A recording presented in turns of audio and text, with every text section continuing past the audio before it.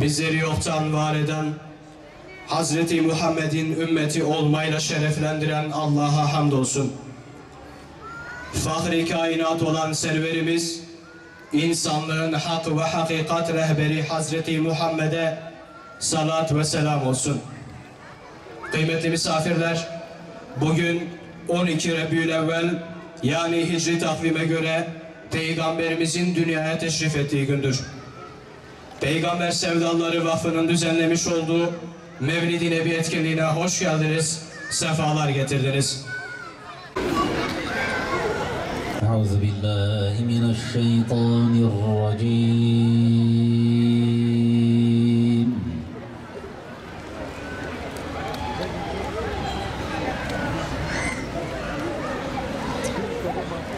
Bismillahirrahmanirrahim.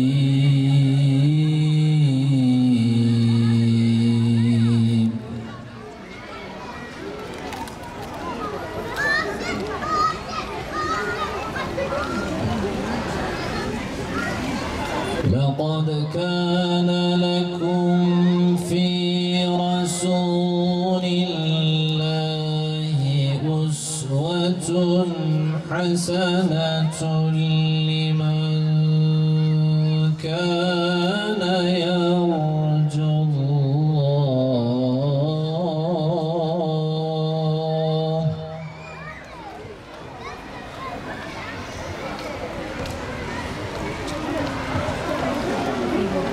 لقد كان لكم في رسول الله أسوة حسنة لمن كان يرجو الله.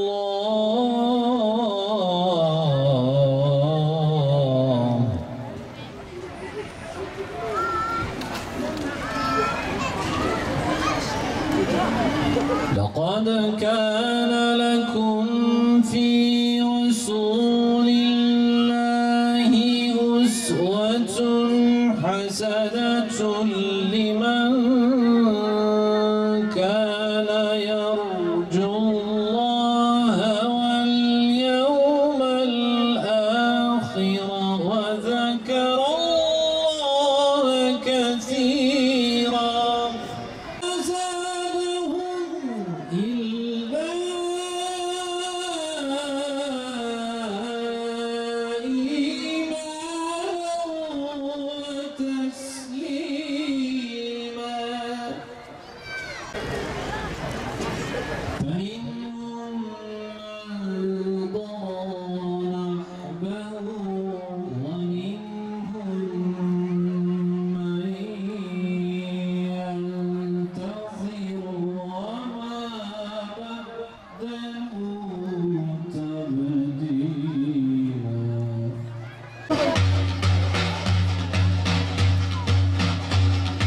Bejim her hamdu senahi kalbu can hem dedin boy khallaqi kevnu mekan vi be insan da zalim ba kerem khwandenu hem hikmetu ilmu qalam. الصلاة والسلام عليك يا رسول الله. الصلاة والسلام عليك يا حبيب الله. الصلاة والسلام عليك يا نبي الله. رب العالمين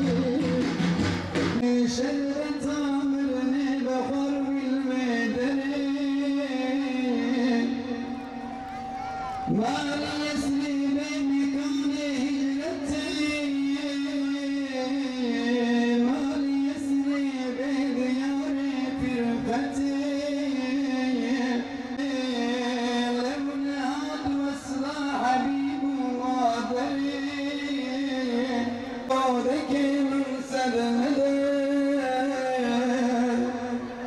Ka azizeymin çımamal gurbeti Khurey gayba can Mustafa Nardeni furdan zandır cefa Hürriyetin ani dili hikmeta Diriyem selam juboye milleta الصلاة والسلام عليك يا حبيب الله وسبب شاهي وكيف باشر قبر هجندي قدم السهير وكائنات سيدي ولو رأي روتي حياة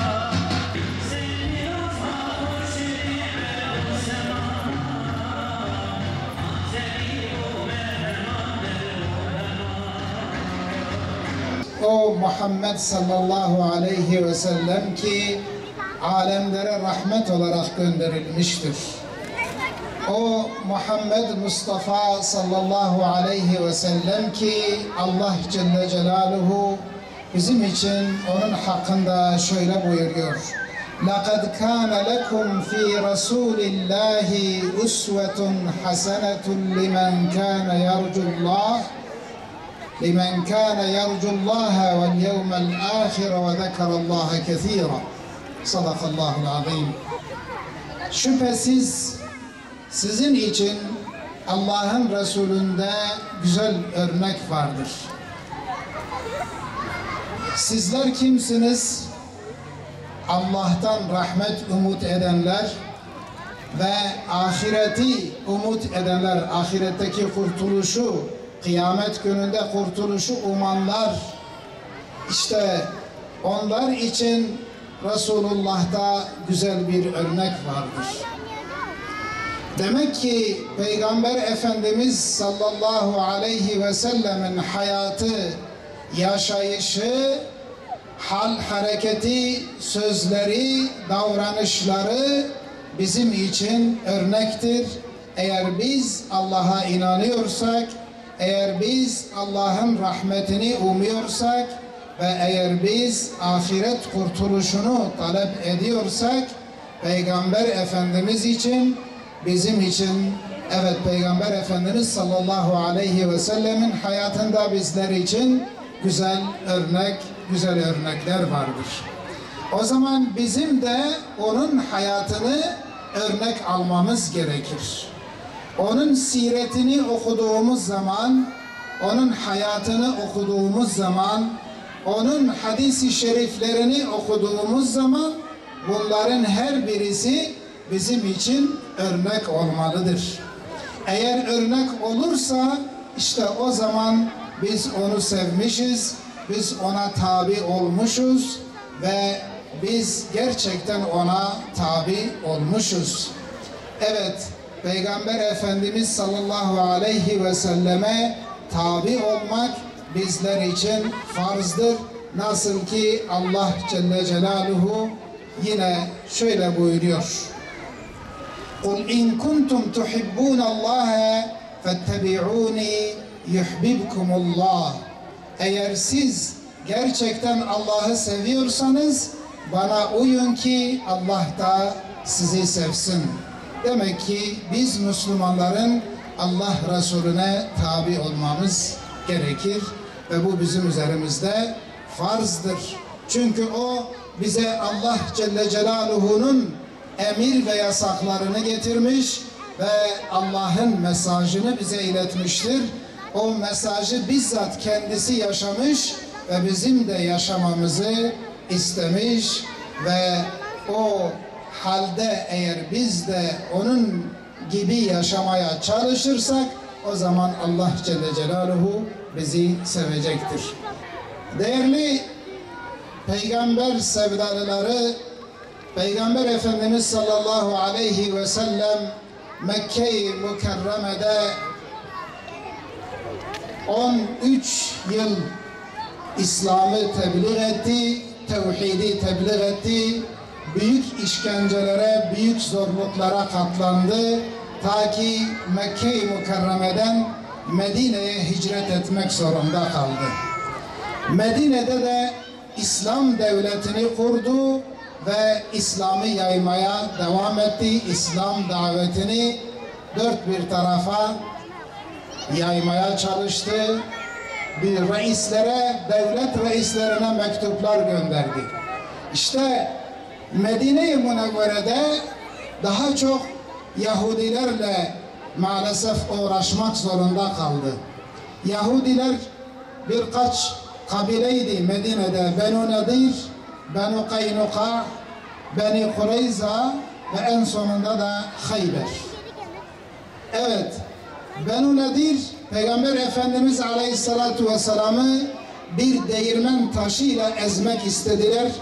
Allah Celle Celaluhu ona haber verdi ve Peygamber Efendimiz Aleyhisselatü Vesselam da onları cezalandırdı ve hepsini yurtlarından sürgün etti. Sadece bir deve yükünü herkes alabildi. Diğer mallar, evleri hepsi Müslümanlara kaldı. Benu Kaynuka bir Müslüman hanımın namusuna el uzattılar. İşte bunun üzerine Peygamber Efendimiz sallallahu aleyhi ve sellem onları da cezalandırdı ve onları da Medine'den çıkardı. Benu Kureyza Handak Savaşı'nda hıyanet ettiler, ihanet ettiler ve Müslümanları arkadan vurdular. Allah Resulü sallallahu aleyhi ve sellem onları da cezalandırdı ve hatta eli silah tutanların hepsini idam ettirdi ama kadın ve çocuklara karışmadı. Ve en son Hayber, Hayber bir fitne yuvasına dönüştü. Bütün Yahudiler ve elebaşları orada toplandı. Her gün müşrikleri kışkırtıyorlar. Müslümanlar aleyhinde fitne yapmaya çalışıyorlardı. Ta ki Resulullah sallallahu aleyhi ve sellem Hayber'in üzerine de yürüdü ve Hayber'i de fethetti. Evet, Peygamber Efendimiz Aleyhisselatü Vesselam rahmeten lil alemindir. Alemlere rahmet olarak gönderilmiştir. Fakat düşmanlar, müşrikler, Yahudiler her zaman Peygamber Efendimiz'e ve Peygamber Efendimiz'in ashabına düşmanlık ettiler ve onları yok etmeye çalıştılar. Medine'de kurulmuş olan İslam devletini tamamen kökten yıkmaya çalıştılar ve bin bir fitne kurmaya çalıştılar. İşte bunun üzerine Allah Resulü sallallahu aleyhi ve sellem de onlarla savaştı ve onların şerlerini elhamdülillah defetti ve onların hepsini Medine'den sürdü ve Medine'yi ve Medine'nin etrafını onların pisliğinden ve fitnesinden temizledi. Okuduğum ayet-i kerimede değerli peygamber sevdalıları Allah Celle Celaluhu Peygamber Efendimiz'i ve onunla beraber olan sahabileri vasıflarken şöyle buyuruyor. Muhammed Allah'ın Resuludur ve onunla beraber olanlar kafirlere karşı şiddetlidir. Kendi aralarında da merhametlidirler. Bu gerçekten önemli bir özelliktir. Ve diğer en önemli özellikleri de onların ruku ve secdeye varmalarıdır. Demek ki sahabe-i kiram mücahit oldukları gibi abid idiler. Yani nasıl ki kafirlerle mücadele ediyorlardı, kafirlerle cihad ediyorlardı, aynı şekilde onlar ibadet ehliydiler ve secdeye varırlardı, namaz kılarlardı, takva sahipleriydiler. Hatta onların simasında alametleri, onların alınlarında secde izleri vardı ki o kadar ibadet ediyorlardı. Şimdi bizim böyle bir eksiğimiz var maalesef. Günümüzde biz belki dava noktasında ve İslami tebliğ noktasında gerçekten güzel hizmetler yapabiliyoruz. Fakat ibadet noktasında, zikir noktasında, dua noktasında ve bu takva noktalarında maalesef bazı zafiyetlerimiz vardır. Mutlaka onları da gidermemiz lazım. Çünkü zaten yani eğer cihad ve tebliğ yapılıyorsa ibadetin sağlam olması içindir. Ve Allah'ın ibadeti düzgün yapılabilsin diye cihad yapılır ve tebliğ yapılır. Çünkü biz tebliğde ne diyoruz? Tebliğde gelin la ilahe illallah deyin, Allah'tan başka ilah yoktur. Muhammed sallallahu aleyhi ve sellem Allah'ın Resulüdür. İşte Allah Celle Celaluhu Kur'an-ı Kerim'i bize göndermiş. Kur'an-ı Kerim'de bizim yaşantı gayemiz budur. Yani yaratılış gayemiz budur. Yaratılış gayemizi biz anlatmaya çalışıyoruz. İlk önce kendi nefsimize, sonra da etrafımıza. İşte yaratılış gayemiz ibadettir. Allah'a kulluktur. Değerli peygamber sevdalıları, bugün belki bizim eksiğimiz bu noktadadır. Biz sünnet-i seniyeyi hayatımızda tam olarak yaşayamıyoruz. Bunun da sebepleri tabii ki çoktur. Bu sebeplerden bir tanesi de maalesef dünya sevgisidir. Ve bir de dünya lüksüne aldanmaktır.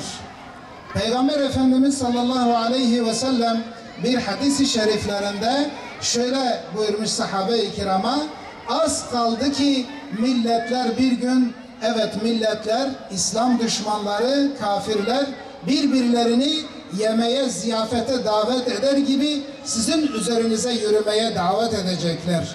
Böylece sizin üzerinize gelecekler. Bir sahabe soruyor, ya Resulallah biz o zaman çok az mı olacağız? Hayır dedi, siz çok olacaksınız fakat selin üzerindeki çerçöp gibi olacaksınız. Suyun üzerinde suyla beraber giden akan o çerçöp gibi olacaksınız. Sizin bir kıymetiniz olmayacak. Ve sizde bir vehen olacak. Vehen nedir ya Resulallah? Vehen ölüm korkusu ve dünya sevgisidir. İşte bizi bugün bu esir almıştır. Dünya sevgisi ve ölüm korkusu. Dünya sevgisi ve ölüm korkusu bizi esir aldığı içindir ki biz evet belki resmen, şeklen, ismen Müslümanız. Elhamdülillah biz bununla da iftihar ediyoruz. Fakat maalesef ruhumuzda, kalbimizde, fikrimizde yani böyle gereğince ve Allah'ın istediği şekilde bir Allah korkusu ve bir İslam sevgisi, ibadet sevgisi, cennet sevgisi o gereği gibi maalesef şu anda yoktur. Çok zayıf olmuştur. İşte bundan dolayı küfür bizi rahat bir şekilde ezebiliyor. İşte bugün görüyoruz maalesef Filistin'de, Gazze'deki kardeşlerimiz her gün bu kafirler, bu mel'unlar tarafından vahşice şehit ediliyor. Ve sadece orası değil, evet Arakan'da bunu gördük, bunu Yemen'de gördük, bunu Suriye'de gördük, bunu birçok yerde Çeçenistan'da gördük, Afganistan'da gördük. Yani kafirler istediği zaman Müslümanlara hücum edebiliyor ve Müslümanları ortadan kaldırmaya çalışıyor. Rahat bir şekilde, hiçbir endişe duymadan, hiçbir korku duymadan rahat bir şekilde bunu yapıyor. Bunun sebebi İslam ümmetinin bu şekilde ferdileşmesi, ümmet vasfını kaybetmesidir ve ölüm korkusu, dünya sevgisi bizi esir aldığı içindir. Eğer biz gerçek bir ümmet olursak, birbirimizle kaynaşırsak ve okuduğum ayet-i kerimedeki gibi hep birden kafirlere karşı şiddet ve Müslümanlara karşı, birbirimize karşı merhametli olursak ve dünyanın marsus, yani birbiriyle kenetlenmiş bir duvarın tuğlaları gibi, taşları gibi birbirimizle kenetlenirsek, yani ümmet olma vasfını eğer tekrar kazanırsak, Allah'ın izniyle küfür hiçbir şey yapamaz ve İslam ümmeti eski izzetini tekrar elde edecektir ve Allah Celle Celaluhu'nun da yardımı o zaman gelecektir. Demek ki bizim şu anda yapmamız gereken budur. Ümmet olma vasfını kazanmamız, Allah'a gerçek manasıyla ibadet etmemiz ve sünnet-i seniyeyi kendimize rehber edinmemizdir. Peygamber Efendimiz Aleyhisselatü Vesselam nasıl ki şirk ile, müşriklerle, Yahudilerle, İslam düşmanlarıyla her zaman savaşmıştır, bizim de onlarla her zaman savaşmamız lazımdır. Ama nasıl herkesin kendi gücüne göre, belki şu anda silahı ele alıp da kafirlerle çarpışamıyorsak, eğer biz gerçek anlamda İslam'ı kendi şahsımızda yaşasak, inanın ki bu da büyük bir cihattır ve bu da küfrü çileden çıkarır. Eğer biz burada toplanmışsak şu anda Allah Resulü sallallahu aleyhi ve sellem için bu da bir cihattır ve bu elbette ki kafirleri çok rahatsız ediyordur. Eğer camide ezan okunuyorsa işte o ezan bile kafirleri rahatsız ediyordur.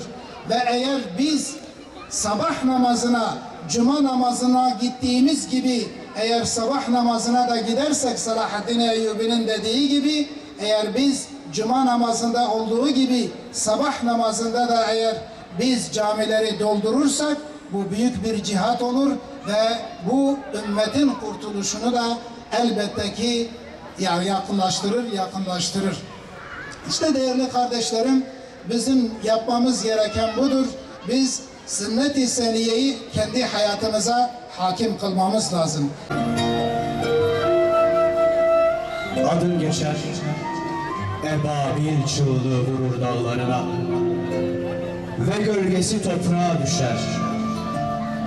Toprak sensiz karanlıktır, Mekke sensiz karanlık. Karanlıkta duyulan kürek sesleri, karanlıkta açılan karanlık çukurlar. Karanlıkta bir kız çocuğunun anne diyen feryadı. Karanlıkta bir kız çocuğunun toprağa gömülen adı. Çukurun yanı başında bir terlik, belli ki diğeri ayağında. Ve çukura bir yıldızın ışığı düşer. Gökyüzüne sürünce Cebrail kanadını, rengarenk melekler iner semadan. Bir melek seslenir semadan, maveradan, alemlere kutlu doğum haberini yayın. Müjde vermedik bir varlık bırakmayın. Ey Medain şehri, titreyerek uyan, İstahrabat'ta yanan ateşlere sön emri verilsin. Ey Kabe'deki putlar, toprağa gömülün. Ey toprak, Save Gölü'nün suyunu çek. Ve ey yeraltı suları çıkın, semavi doldurun.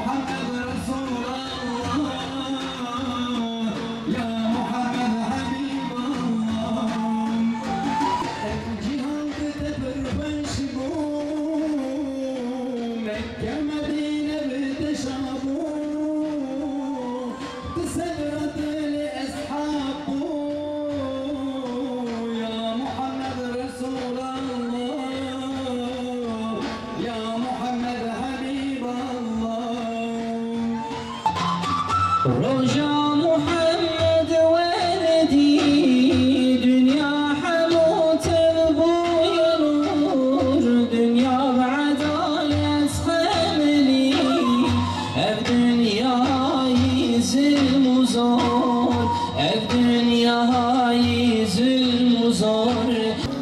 Ey yüceler yücesi Rabbimiz, alemlere rahmet olarak gönderdiğin İnsanlığın en büyük rehberi Hazreti Muhammed Mustafa sallallahu aleyhi ve sellemin doğumuyla dünyayı şereflendirdin bu mübarek gecede bizlere rahmetini lütfet. Onun getirdiği nurla karanlıkları aydınlat. Her adımımızda onun izini takip edelim. Allah'ım sen ki mazlumların sığınağısın, Bugün Gazze'de ve dünyanın dört bir yanında zulüm altında inleyen kardeşlerimize rahmetinle yardım et. Zalimlerin zulmüne karşı direnişlerinde onlara destek ol. Onları senin rızanı kazanan, ümmete ve insanlığa faydalı bireyler olarak büyütmeyi bizlere lütfeyle. Sadece Gazze'de değil, dünyanın neresinde zulüm gören, yetim kalan, gözyaşı döken bir mümin kardeşimiz varsa onlara da merhametinle yardım eyle. Onların dertlerini, acılarını, sıkıntılarını sen gider.